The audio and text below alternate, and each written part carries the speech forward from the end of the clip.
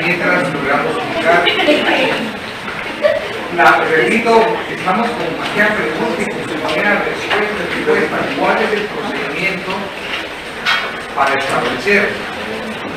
¿Creen ustedes que comprar un código, una pasta nueva, comprar el código hoy, la pasta nueva, que aparecer en el epígrafe, en la portada, que diga 2024, eso me da la garantía? No. Claro, así como ese código, compañero, ni siquiera sabemos que es un código amarillento, código Muravil, la ley de las 12 tablas, eso no tiene reforma desde 30 años. ¿Cuál es importante? Que las reformas son no cada año, hay reformas mensuales. Que la pregunta es, ¿qué hacer? Entrar a internet en las comunicaciones del diario de Centroamérica. Entonces entran a Google y pueden encontrar por lo menos las reformas de los últimos años. Asumo que el código no va a ser tan antiguo. ¿O creen ustedes que con ponerle colorcitos se está actualizando el código? No, entonces aquí el primer requisito es estudiar con un código actualizado y informado. Esa es la labor, tiene que ser mi investigación, la portada no basta. Punto 1. Punto 2, le vuelvo a repetir la exposición de motivos. Eso no cambia, eso no tiene reforma. Es inmutable, ¿por qué?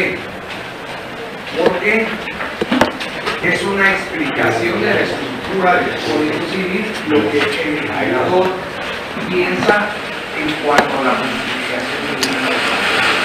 Estamos claros. Los compañeros que están poniendo atención a la bocina, están explicando la atención. Ellos quieren un 23 a la hora del examen parcial, un puntito más. Porque están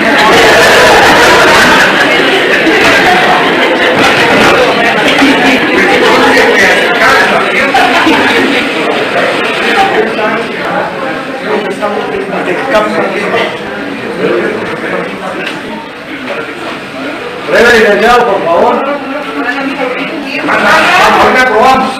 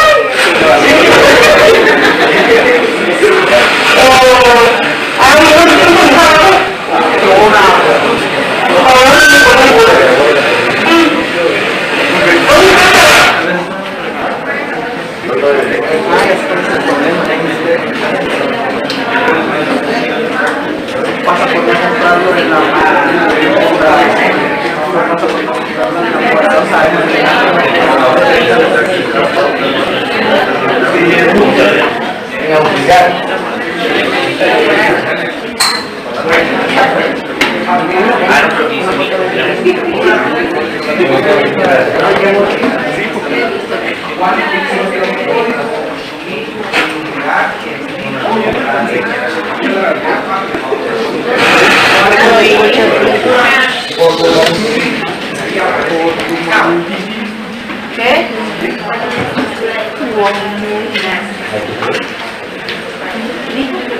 Ahora sí, papá.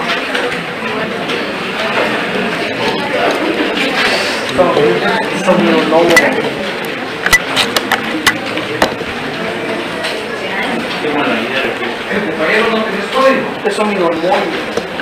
Ay, no código.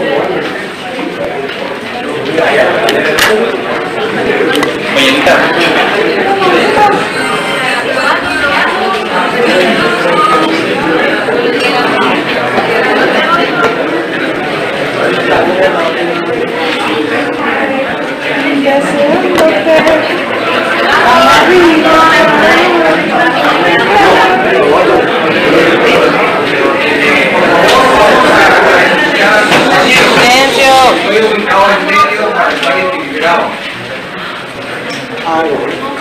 Entendido.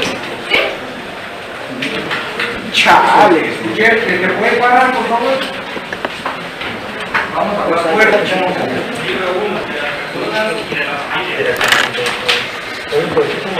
Todos con código a la mano.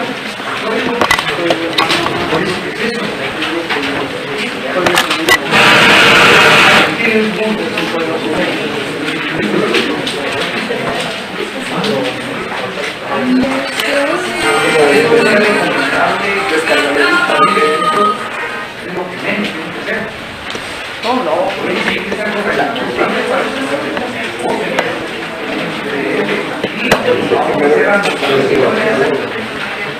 la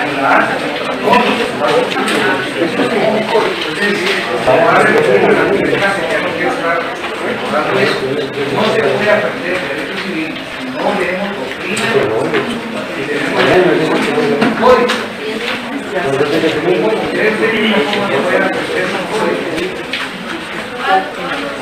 No hay forma. Ahora un poco aquí de cabeza, pongamos un código en el escritorio todo.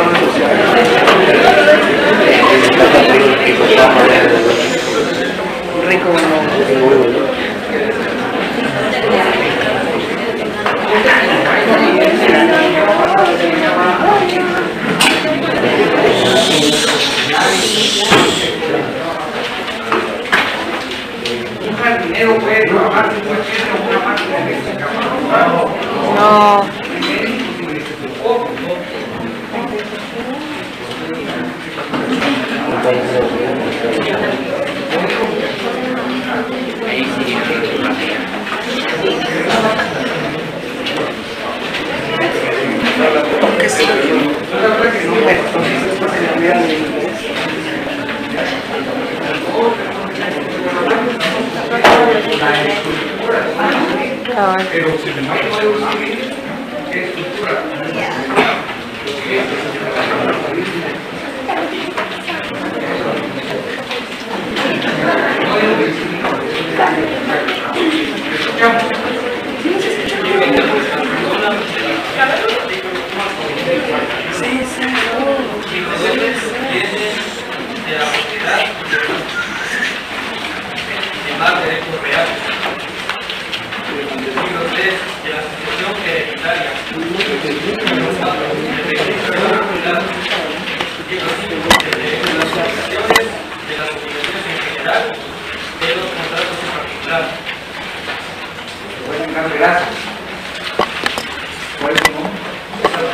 Salvador acaba de leer la estructura del código. El código de Sonara que estaba Salvador, la estructura del código civil. El curso que vamos a desarrollar, ¿en qué libro se indica?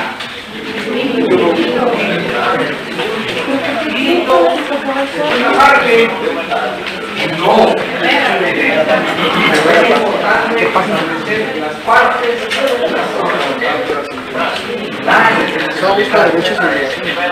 el libro primero, ¿cuántas partes tiene? Entonces,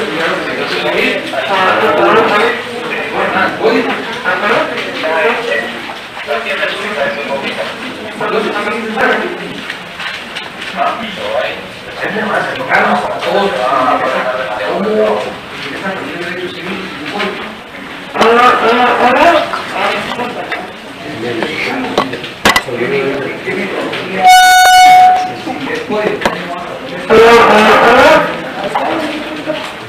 Y los otros cursos tampoco se ponen. O sea que los demás son iguales. Entonces vas a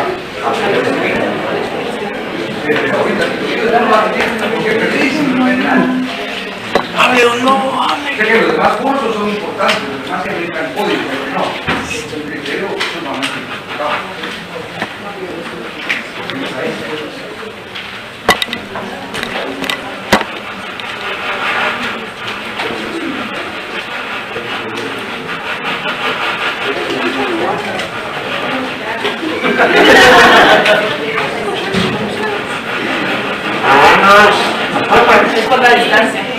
Tenemos buena señal.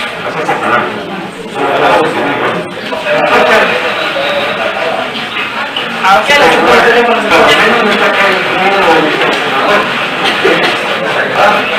Vamos a contar una metodología de una máquina de derecho civil sin códigos. Bueno, no se está tratando de conmigo porque acaso lo muestro una metodología. Bueno, Licenciado, probamos acá de este lado, por favor. hay una más. 100 puntos para todos. Yo dije para los tres que están acá. Pero lo dije allá. ¿Probemos? ¿Solo bajamos la cajita? Aquí. ¿El cinturón o la bolsa del sol? Me ayuda. Los hombres no tenemos leche en su potencia. ¿Se escucha atrás? Oh. Bueno, hoy sí. Sí. Si tengo que no moverme, no respirar y todo lo voy a hacer de no mover de este lugar. Ya, aquí hay un método para investigar una hipótesis. ¿Cómo aprender a estudiar derecho civil sin códigos? Allá atrás hay 4 casos especiales. Entonces es una respuesta que yo no tengo. Pero vamos a verificar al finalizar los exámenes cuál es el desempeño. Eso es una investigación académica de cómo van a ser el desempeño los compañeros que no tienen código. Y esos rostros ya están fijados desde ahorita. Entonces, esos exámenes son los primeros que voy a leer, porque imagínense que aquel tenga una respuesta brillantes, pues hay una capacidad intelectual que merece ir a estudiar a Harvard. Pero eso lo voy a leer a la hora del examen sobre hechos. Y todavía me dice, es que los demás cursos sí traigo códigos. Entonces van a ganar los demás, pero no civil, que es el tronco común del derecho. Quien sabe de derecho civil, sabe de derecho. Me explico de otra forma. El derecho civil histórico desde Roma no existía la división del derecho público y el derecho privado. El ius civili, el ius romano, el derecho de la ciudad. Todo el derecho civil está presente en todas nuestras vidas, en el ámbito familiar, en el ámbito patrimonial y en el ámbito sucesorio. Si me dice, no voy a tener el código, pero sí las demás clases, usted le diría, no le interesa conocer que el derecho desde la concepción constitucionalmente protege a la persona. El ordenamiento jurídico, su epígrafe, no sé si puedo dar aquí 2 pasos o pasar algo. El epígrafe, el núcleo central del sistema jurídico es la persona. Todo gravita en protección a la persona. Es la esencia de protección constitucional. Quisiera mover la columna para que me puedan ver a aquel lado, pero no lo puedo hacer. Entonces, el derecho constitucional conlleva la protección de la concepción. Y aquí viene otro aspecto importante. La constitucionalización. ¿Me puedo subir? La constitucionalización del derecho civil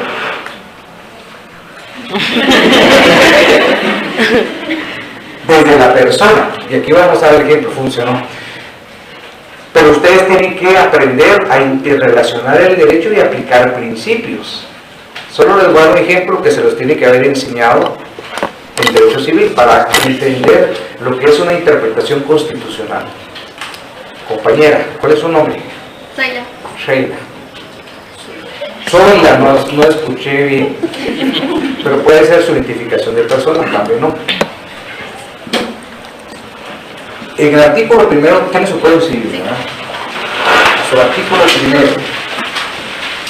La pregunta es algo tan importante que se lo tiene que haber enseñado en derecho civil 1. Y eso lo van a verificar porque es trascendental la interpretación constitucional. ¿Qué tesis recoge nuestro código civil en cuanto a la teoría de la personalidad? La personalidad. No le escuché. Ecléctica. Aquí hay una opinión respetable. ¿Todos están de acuerdo? No le escucho. ¿Será que no la escucho o no hablo? Yo quisiera que hablara. Pero lea su artículo 1. Si, este es fundamental en un sistema jurídico. nacimiento de la Constitución y la ecléctica que considera coincide en lo afirmado con la compañera. Y estamos hablando de un artículo toral del sistema jurídico, nada menos que la persona. Entonces ya hay dos opiniones que recogen una teoría ecléctica porque señala la viabilidad, la concepción. Entonces quiero hacer un derecho comparado por el Código Civil Español. Exige, además de las condiciones de viabilidad, que el feto pueda ser separado del claustro materno, y habla de un plazo de 24 horas mínimo para ser considerado como persona. Adicionalmente, que tenga, pongan atención a lo que digo, condiciones humanas, rasgos humanos. Después de hacer un análisis solo de un ejemplo de Civil 1 para que podamos después dejar de hecho patrimonial. Pero es equívoco lo que les enseñaron en Derecho Civil. Lo estoy probando, esta hipótesis, con la de los dos compañeros. Y si seguimos en ese ejercicio, la mayoría va a decir teoría ecléctica. Porque el artículo 1 recoge diferentes tesis. Si ustedes observan, lo leen despacio, hay diversas tesis. Leamos el artículo 1 despacio y fuerte. Personalidad. La personalidad civil comienza con el nacimiento y termina con la muerte. Sin embargo, al que está por nacer se le considera nacido para todo lo que le favorece, siempre que nazca en condiciones de viabilidad. Entonces, si hacemos una interpretación gramatical del artículo 1, por supuesto que tienen razón los compañeros.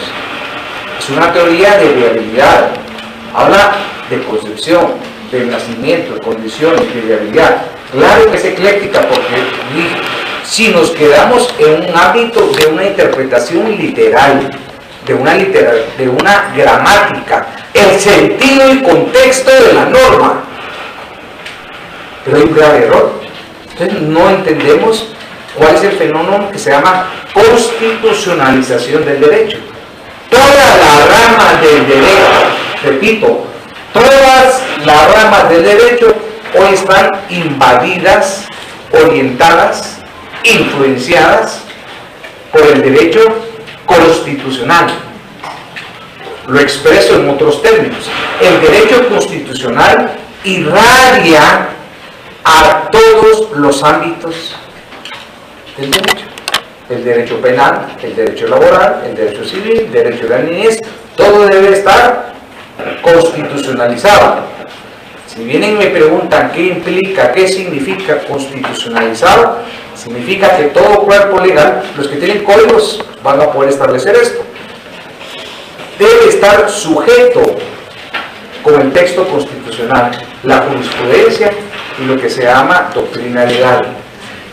¿Qué significa esto? ¿Qué implica? ¿Qué exige? ¿Qué demanda? La armonía, la coherencia de las normas con el texto constitucional.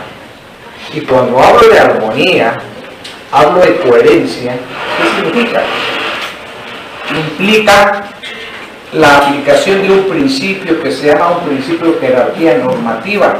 Esto que les estoy hablando no es solo para hechos civiles, sirve para todas las ramas del derecho. De tal suerte que el principio de jerarquía constitucional, eso ya se los tiene que haber explicado desde los primeros semestres, es un principio de jerarquía normativa, un principio de superlegalidad constitucional. Sobre ese argumento, que es un principio de superlegalidad constitucional, los artículos 44, 46, 176, 204 de la Constitución establecen ese principio que estoy haciendo referencia. Es la prevalencia del texto constitucional sobre todo el ordenamiento. Ustedes como intérpretes de la norma, como estudiosos, cuando una norma restrinja, tergiverse, contradiga, vulnere una norma constitucional, ustedes van a hacer una interpretación a la luz de ¿qué? De la jerarquía constitucional. Eso ordena la prevalencia constitucional. La prevalencia constitucional, dicho en dos términos, es prevalece la norma constitucional sobre una ley ordinaria. Y aquí nos obliga a recordarnos de lo que establecía el maestro Kelsen en su pirámide kelseniana, que ha tenido una reforma a través de ¿qué? De lo que es un bloque de constitucionalidad, que hoy se encuentra en un parámetro de esa cúspide del triángulo, y esa dicotomía viene a generar la influencia hacia abajo y ordenanza de todo el sistema jurídico.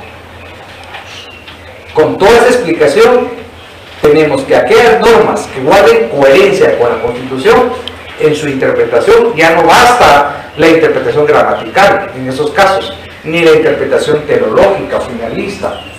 No, aquí aplicamos el principio de jerarquía constitucional y vamos a poder advertir que una norma que transgreda, que limite el texto constitucional, es nula ipso iure, nula de pleno derecho. Ya con ese texto, análisis, razonamiento que hice, les estoy dando las herramientas para que ustedes ahora abandonen ese error equivocado. Lo que ustedes hicieron es una interpretación estrictamente legalista, es incorrecta. Eso lo explico yo en mi libro de Derecho Civil, parte general, que lo que prevalece es el texto constitucional. El texto constitucional, en el artículo 2, habla que la persona se protege desde la concepción. Por tanto, la Constitución, ¿qué tesis rige? No. La tesis constitucional es la teoría de la concepción. Aquí está la Constitución, que dice concepción. Aquí está el Código Civil, y estoy poniendo hasta en jerarquías. Abajo porque es una ley ordinaria. Y el Código Civil señala la teoría ecléctica. Entonces quiero que alguien, con toda la explicación que di, me indique cuál es la tesis que prevalece en nuestro sistema jurídico. Y al margen del artículo 1 le van a poner quienes tengan código, pues, porque aquellos que no traen código no sé qué harán. O traen hojas de código, simulacros de código, van a notar prevalencia de la teoría de la concepción. Ahora, en el derecho es importante argumentar, razonar, explicar por qué. Esta teoría de la concepción es la que prevalece. Y estamos hablando nada menos que la persona, que es el universo central del ordenamiento jurídico. Quiero que con todo lo que expliqué, me digan por qué prevalece la teoría de la concepción sobre la teoría de la viabilidad del Código Civil. ¿Por la jerarquía? Primero, por la jerarquía, ¿es correcto? ¿Qué más? ¿Es correcto? Estamos aplicando la jerarquía normativa, el texto constitucional, el artículo 2, superior jerárquico. ¿Y dónde está ese principio? 44, 175, 204. Esos principios se llaman el principio de jerarquía normativa. Si a usted no le gusta jerarquía, utilice superlegalidad. Si no le gusta ese, utilice el de prevalencia constitucional. Significa lo mismo. Una norma de inferior jerarquía que contravenga, que tergiverse el texto constitucional, carece de validez y eficacia jurídica. Prevalece la Constitución. Y puse un ejemplo de artículo 1, pero no es el único. Hay muchos. Cuando ustedes estudiaron Derecho Civil, les tienen que haber aplicado este método de interpretación constitucional. Pregunto, Derecho Civil 2, ¿el régimen de aguas es un régimen público o privado? Sí me preocupa la formación que tuvieron. Sucede el mismo error que tuvieron en el artículo 1. El Código Civil dice régimen de agua público, privado y público la Constitución. Entonces tienen que hacer ese ejercicio. Lo que estoy explicando es, podemos estudiar los que tienen código, insisto, los que tienen, aquellos que no tienen código, no tienen Constitución tampoco. ¿Eso es parte del artículo transitorio? No. El mismo ejercicio que expliqué para el artículo 1 tienen que hacer con el régimen de aguas. Ustedes no encuentran una derogación expresa del legislador. Yo sé que ustedes quisieran encontrar una derogación expresa que dijera esto fue derogado por el artículo tal o una reforma. No, lo que yo estoy haciendo es una interpretación constitucional válida. Interpretar, ¿qué significa? Darle el sentido, significado, alcance, efectos a una norma. Eso es interpretar una norma. Y hay distintos métodos, pero en este caso es válido los distintos métodos, pero aquí vamos a la jerarquía normativa. El mismo argumento: si el régimen privado que establece para aguas, que establece el Código Civil, no hay una derogación expresa, pero la Constitución que establece que es un régimen público. Eso lo estudiaron en Derecho Civil 2. Otro ejemplo de prevalencia. En materia de responsabilidad civil, eso lo vamos a ver más adelante, voy a explicar qué es la responsabilidad civil. Hay un plazo para la responsabilidad de funcionarios públicos en el Código Civil de 2 años. En la Constitución establece un plazo de 20 años. O sea, la diferencia es abismal. Por consiguiente, que una interpretación constitucional prevalece sobre esta norma. Les estoy hablando, técnicamente se llaman antinomias constitucionales. Hay una asimetría entre esas normas. ¿Qué quiere decir asimetría? Gramaticalmente, no desde el punto de vista jurídico. ¿Qué es una asimetría? Una simetría es algo que está como... ¿Está parificado? ¿Es coherencia la simetría? No, al contrario. La simetría es disparidad, contradicción, falta de coincidencia. Si puedes buscar en tu teléfono ahí en San Google, el significado de asimetría lo van a encontrar. Desequilibrio. En este caso hay una contradicción. ¿De qué? De la norma inferior a la Constitución.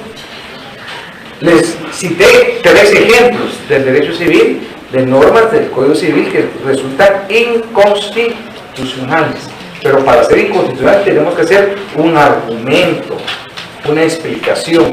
No basta con decir es inconstitucional. Y ya explicamos cuál es ese procedimiento. Este es un proceso intelectivo, un proceso hermenéutico, el proceso de interpretación que normalmente es el juez de la norma. ¿Para qué? Para aplicarle el caso concreto y solucionarlo.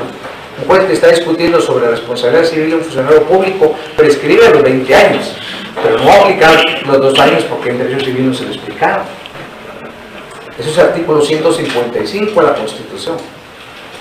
El plazo de 20 años. Un funcionario entrega el cargo el día de hoy, su responsabilidad se mantiene inalterada durante 20 años. Y está en el texto constitucional. ¿Qué es lo que yo quiero con estos ejemplos? Haberle removido el concepto clásico de una interpretación a la ultranza positivista. Con estos 3 ejemplos lo que yo quiero citar es que siempre, en todos los casos, hay que plantearse: ¿esta norma es compatible con la Constitución? ¿Esta norma va en la misma dirección del texto constitucional o hay una lesión de naturaleza constitucional? Entonces ahí ya cerramos un punto específico. Todos estamos en la explicación al final de lo que leyó Salvador. ¿Sí se nos quedó claro cómo está dividido el Código Civil, verdad? Sí. Repitamos sin ver el código cuál es la estructura. Y cuando yo le pregunté, ¿se les quedó destacado? Sí, dijo el compañero. Entonces, yo soy como Santo Tomás. En derecho es el principio de la carga de la prueba. Esta vez va a demostrar si efectivamente es así. La prueba es la fundamentación de los hechos. Sin prueba no puedo afirmar. En los pueblos populares, no para el examen, dice: si no tiene los pelos de la burra en la mano, que no hable babosadas. Eso es una frase popular. No me va a poner en el examen eso. Esto es solo popular para que... Este es el principio de la carga de la prueba. ¿No ha escuchado esa frase usted? Bueno, esa es... Toda afirmación se tiene que probar. Lo demás es doxa, es falacia. Bueno, el compañero está tratando de que se le queden los 5 libros. Démosles un minuto. Si no se le quedan los 5, mínimo va a decir 3. Ahora menos de 3 hay deficiencia.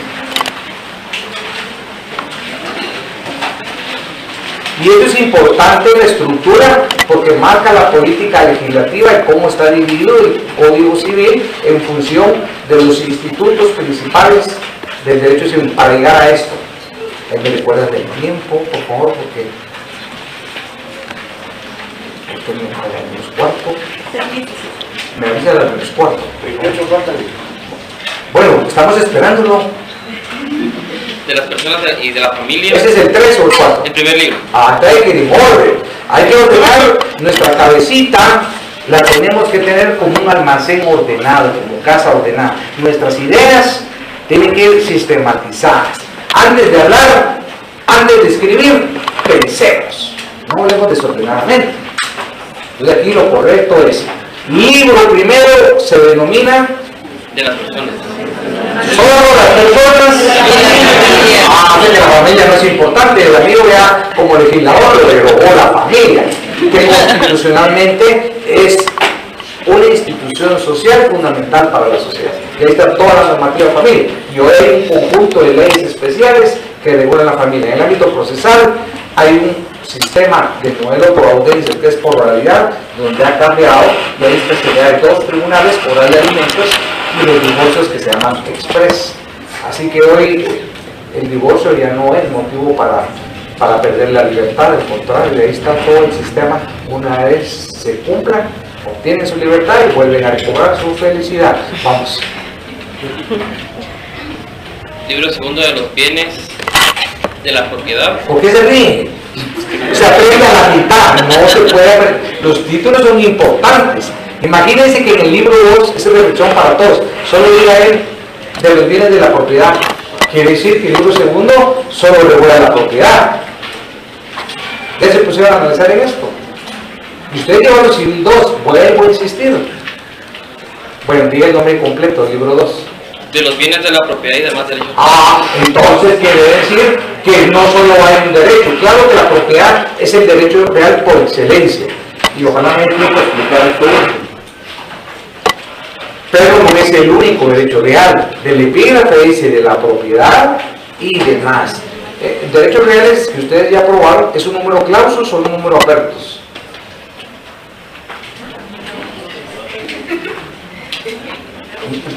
¿Por qué le da risa? Nunca lo escuchó. Y esta pregunta, yo también di como 10 años de Derecho Civil 2. O sea, siempre era pregunta de examen. Es bien importante. Lo que no puedo hacer es detenerme, estarles explicando en orden los libros porque tengo que llegar a esto. Pero los derechos reales es patrimonio y pueden haber obligaciones sobre derechos reales. ¿Alguien puede explicar qué es un números apertos y números clausus de los derechos reales?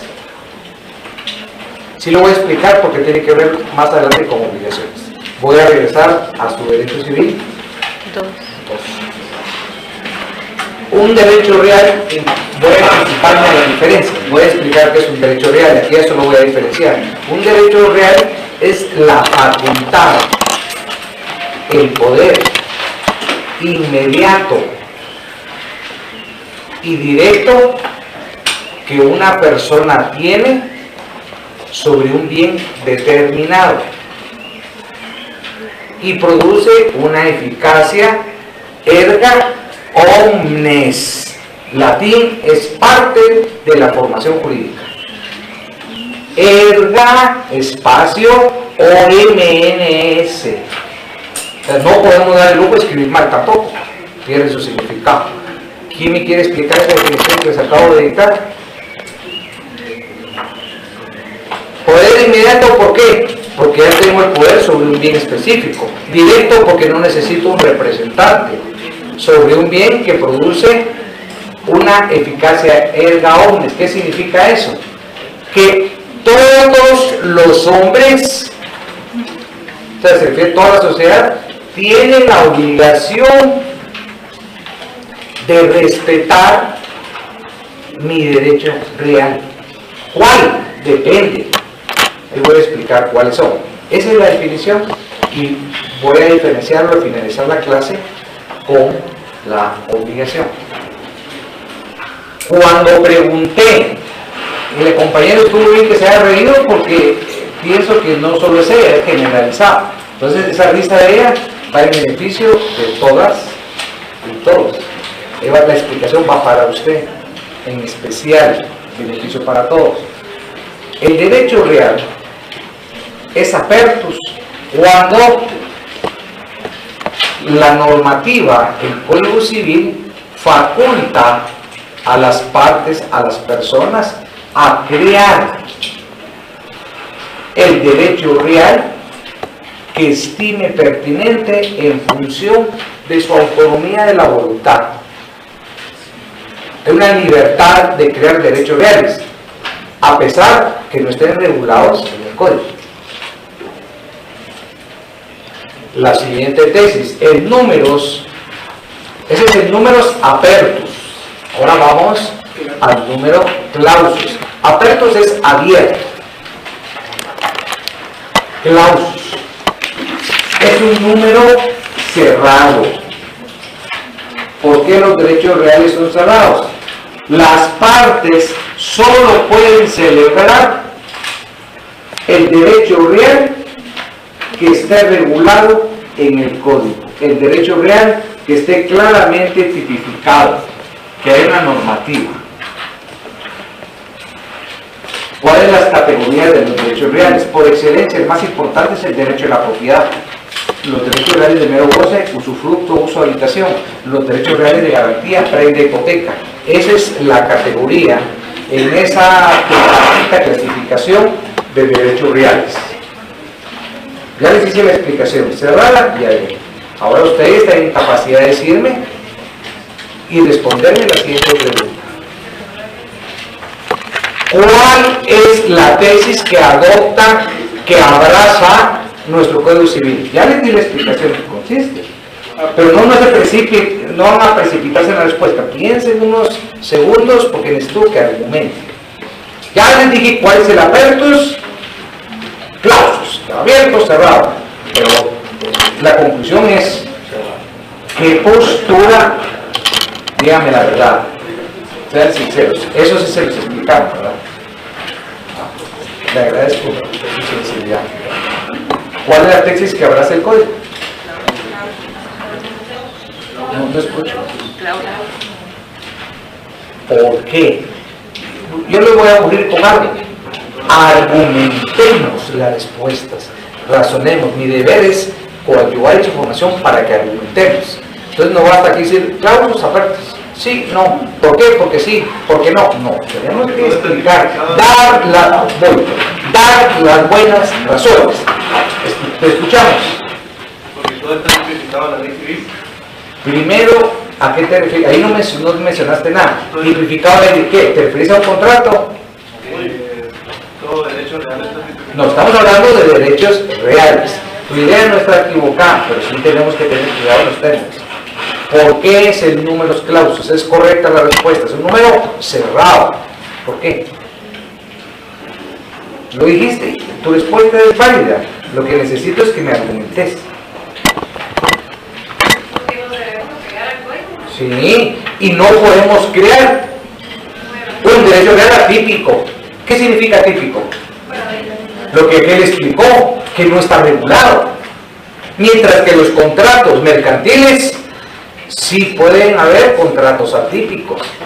Por ejemplo, los contratos de origen anglosajón que terminan ING, factor, etcétera, etcétera, etcétera, estos son atípicos. No tienen una regulación del Código de Comercio, pero sí se dan en el tráfico mercantil, en el tráfico comercial, hasta en una contratación internacional, y no están regulados. Entonces aquí establecemos que en materia de contratación sí permite que la autonomía, la voluntad, mediante el ejercicio de esa libertad contractual, las partes pueden crear, modificar o extinguir una relación jurídico-patrimonial. Esto que acabo de decir se lo tienen que saber a la perfección. porque constantemente lo va a estar mencionando. Aquí que dije, una vinculación de lo que es obligación y contrato. O sea, esta frase que por primera vez la digo en clase, la tienen que grabar y explicar completo. ¿Qué es una declaración de voluntad?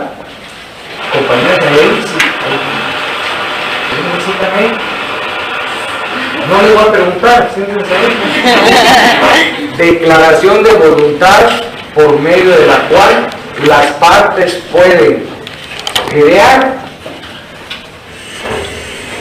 modificar, gracias, o extinguir una relación jurídica patrimonial. Esto es importantísimo que lo anoten y que lo tengan claro. Incluso los que no usan código, les va a servir. Y quedaron tan grabados en esta retina. Declaración de voluntad, declaración de voluntad por medio de la cual una persona puede crear, modificar o extinguir una relación jurídica patrimonial.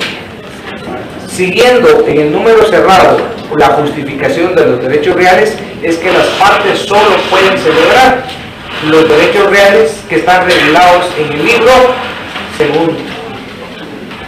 Repito, ¿cuáles? La propiedad, que también tiene una normativa constitucional, el derecho pleno por excelencia, el más importante, el usufructo, uso, habitación, servidumbre, son los derechos reales de mero goce y disfrute, y los derechos de garantía. Esa clasificación no la podemos confundir, la propiedad como derecho pleno, los de mero goce, uso, disfrute, y los de garantía. Pero la hipoteca, y nos sirve, porque las garantías sirven ¿para qué? Para garantizar el cumplimiento de una obligación. Pero tenemos que diferenciar, y lo vamos a ver en el curso, la diferencia entre una hipoteca, que ya estudiaron, una prenda, una fianza. Una obligación de que te dé garantías. Hasta en las declaraciones de amor, que son ficticias y falaces, se simulan garantías, ¿verdad? Como aparentes esponsales, que son figuras decorativas. ¿Por qué? Viene el compañero y para obtener un objetivo incluyó una promesa de compraventa, ofreció llevarla a la luna y montada en una sirena solo para un objetivo. Y ya saben qué objetivo, logró su objetivo y viene la chica y dice: mira, estoy estudiando derecho y prometiste matrimonio y aquí están los responsables. Entonces su declaración de voluntad, que es una obligación, es contraria al derecho, porque el matrimonio es un acto eminentemente voluntario. En cambio, si yo hice la promesa de compraventa de un bien inmueble y la otra parte cumplió con sus bienes, yo incumplo la promesa, me va a demandar a través de un juicio ejecutivo que se llama cumplimiento de la obligación. Pero en el amor aquel, lo más que pueden hacer es que le vuelvan los responsables, ¿verdad? Pero de ahí, saludos a la afición. Esa promesa no tiene forma de ejecutarse. No puede existir con un efecto jurídico. Con esta explicación, cualquier dama que pretenda entender la promesa de compraventa estaría extremadamente equivocado, porque no puede decir: no sé, no sabía, para no exigir la promesa. Quiero llegar a lo de aquí, toda la explicación importante de derechos reales. El libro, ¿qué libro le toca? Tercero. Derecho de sucesiones. Libro tercero de la sucesión hereditaria. Todo el derecho patrimonial después de la muerte. Aquí hay que estudiar y entender un testamento, la diferencia del sucesorio testamentario y el testado. Cuarto, registro de la propiedad. Veamos, cuarto. Libro cuarto de registro de la propiedad. Libro quinto, dos partes. Dos partes. Atención, dos partes. Los demás libros no tienen dos partes. Los demás libros tienen un epígrafe y ahí está toda su normativa. Sigamos el libro quinto. Libro quinto, el derecho de obligaciones. Primera parte de las obligaciones en general. Segunda parte de los contratos en particular. Pregunto, el curso, ¿qué parte del libro quinto vamos a trabajar? La parte que Primera. ¿De qué libro? El curso de Derecho Civil 4.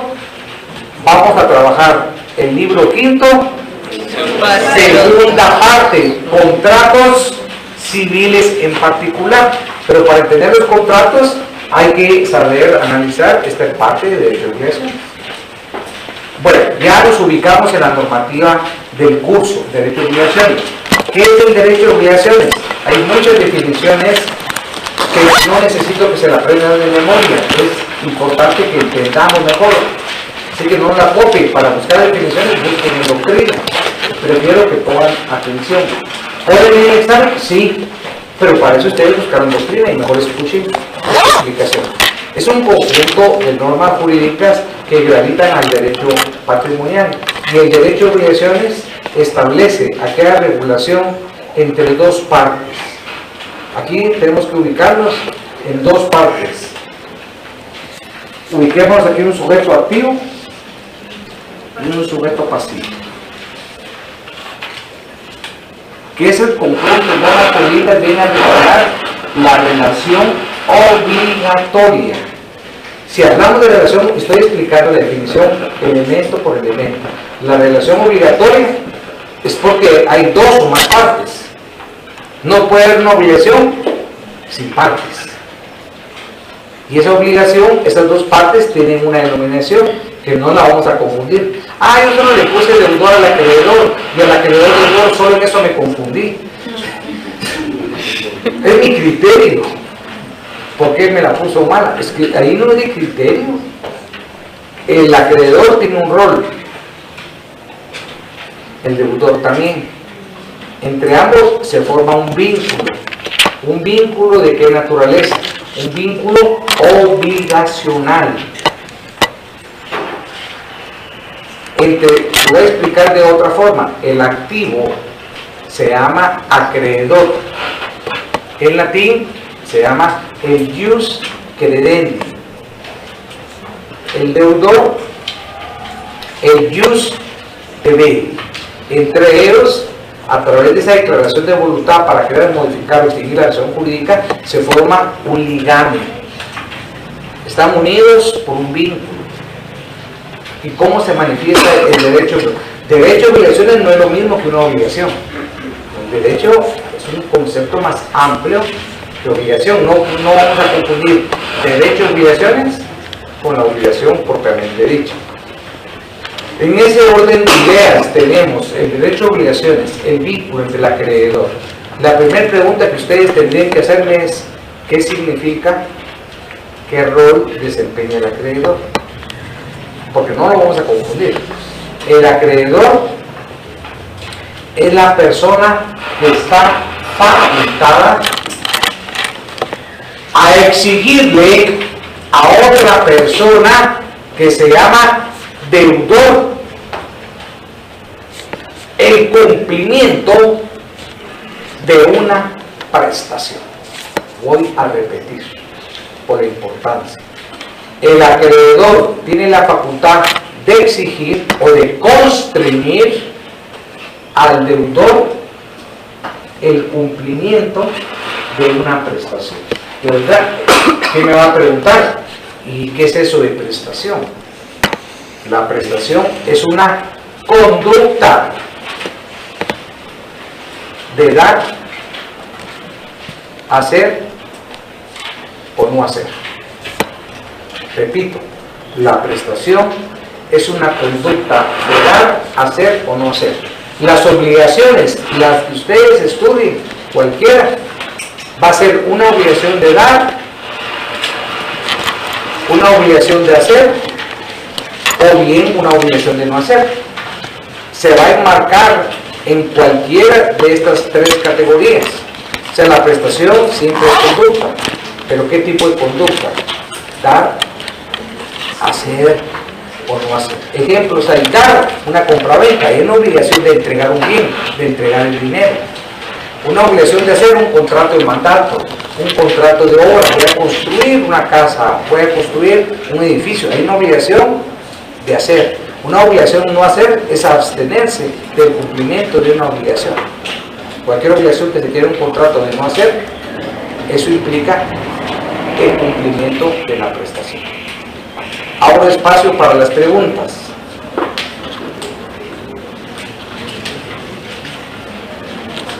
Sí, escucho. Por acá.